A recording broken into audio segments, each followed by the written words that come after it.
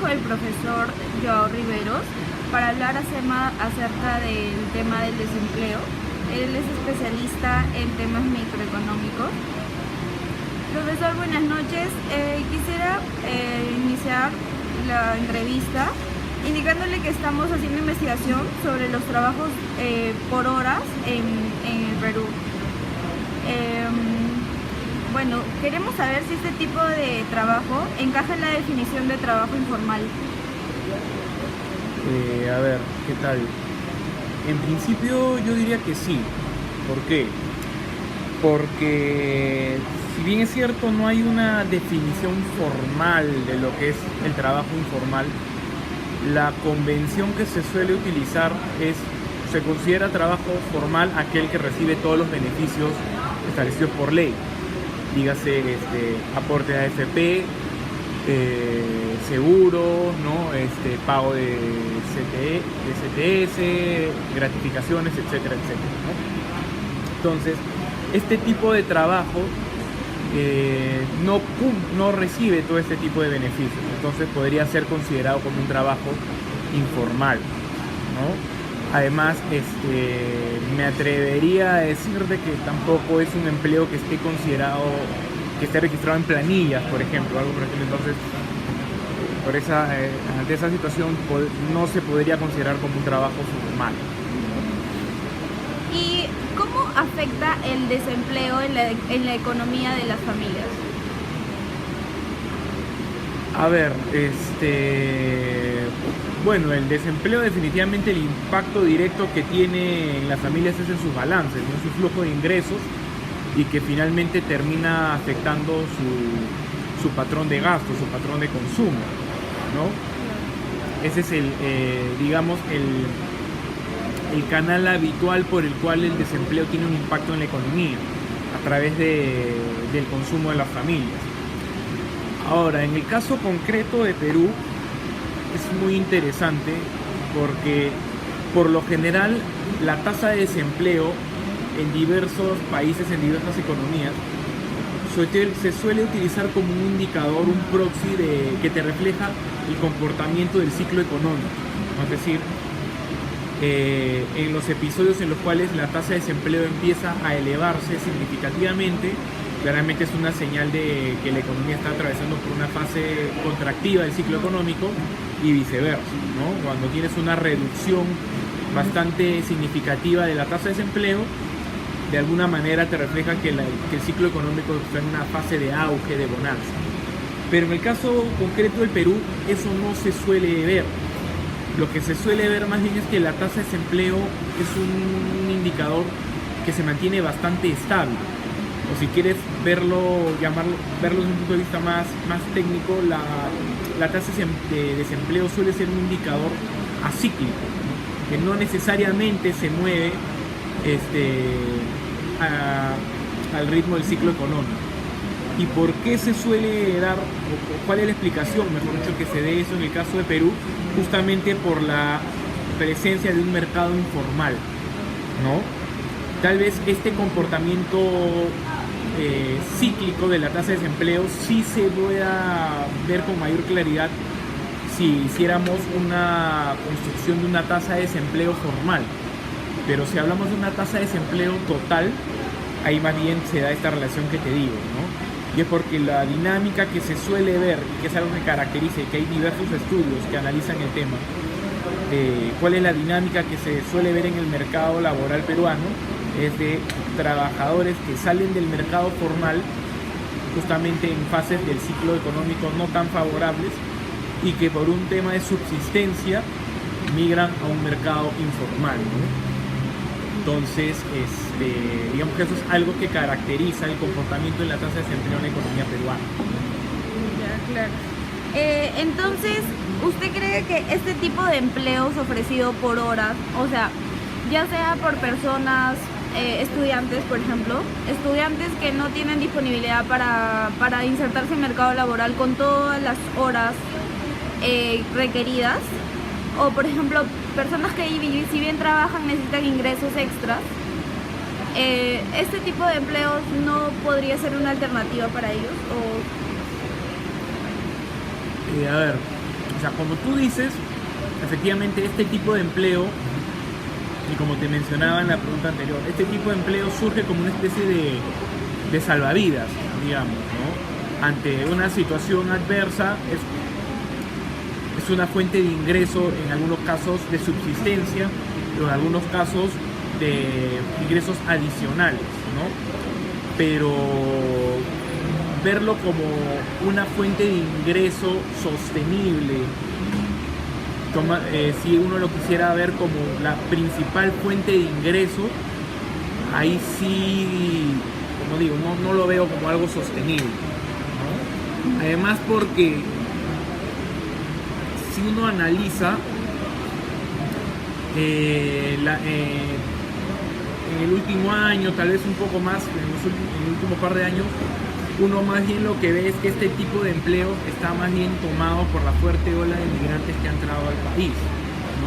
Y es justamente por un tema más de subsistencia o de recurseo, si quieres verlo así, porque claro, no toda esta ola de migrantes que ha entrado al país tienen los papeles en regla, ¿no? Entonces les es más difícil acceder a un empleo formal, pero aún así hay necesidades familiares o personales que cubrir, entonces es donde uno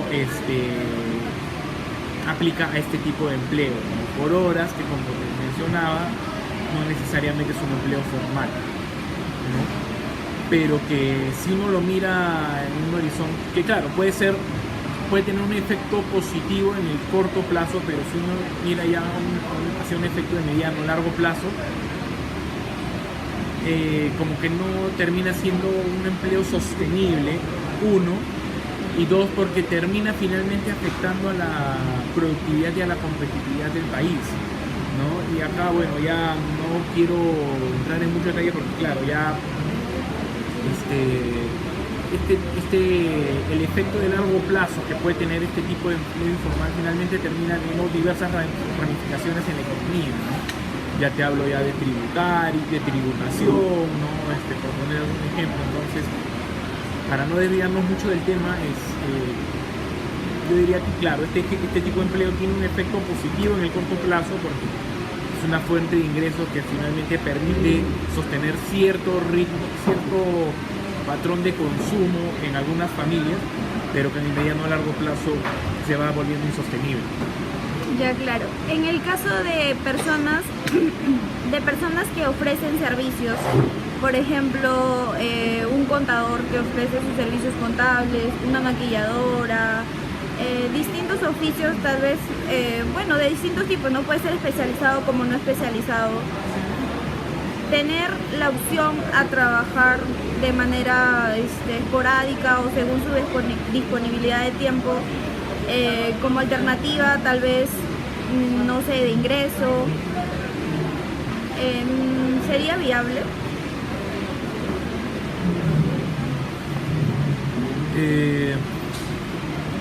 A ver, ahí tú mencionas un punto que es muy importante y que depende de qué tan sofisticado finalmente sea el servicio que uno esté brindando, ¿no? Porque claro, hay empleos por horas que uno tal vez podría decir, no, este es un empleo informal, pero sin embargo, si uno mira el servicio que se está prestando, pueden ser, por ejemplo, consultorías, ¿no? Que es un servicio por horas, pero que estamos hablando de un servicio que tiene una alta calificación. Entonces nos quedamos en el caso de servicios especializados. Claro, a ver, como te decía, acá ya entra a tallar otra variable, ¿no? Que es justamente el grado de especialización que hay en el servicio brindado, ¿no?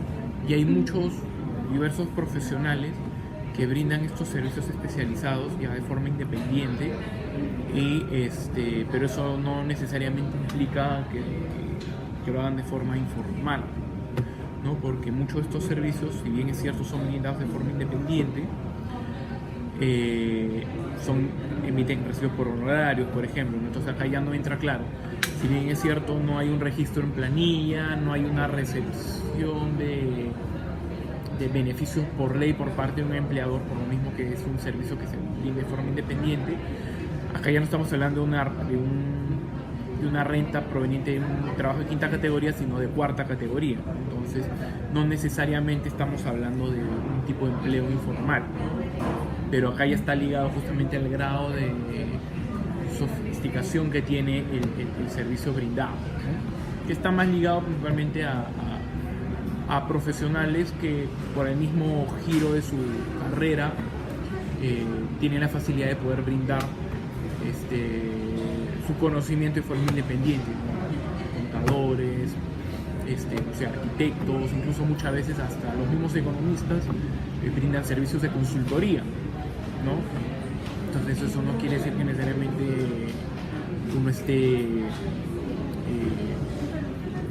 formando parte del mercado informal, por el contrario, pero ya es como una fuente de ingreso adicional, ¿no?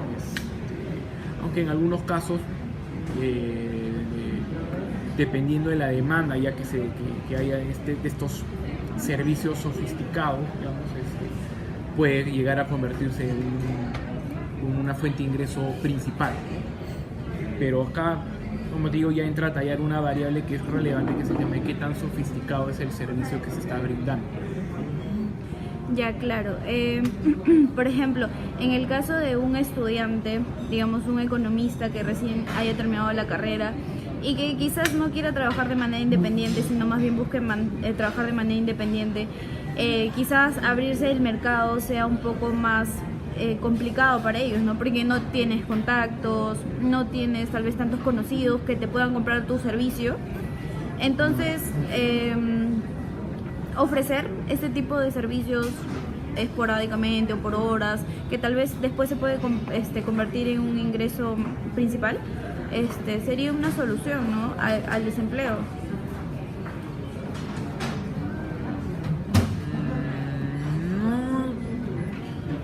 No estoy tan seguro, porque justamente,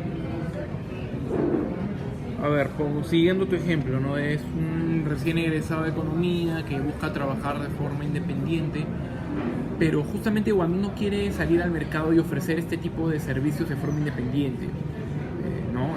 Tus servicios profesionales en concreto,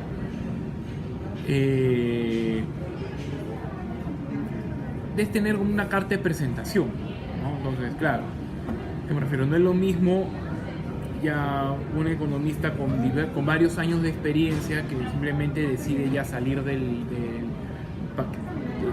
dar el salto de ser dependiente a independiente, pero ya tiene un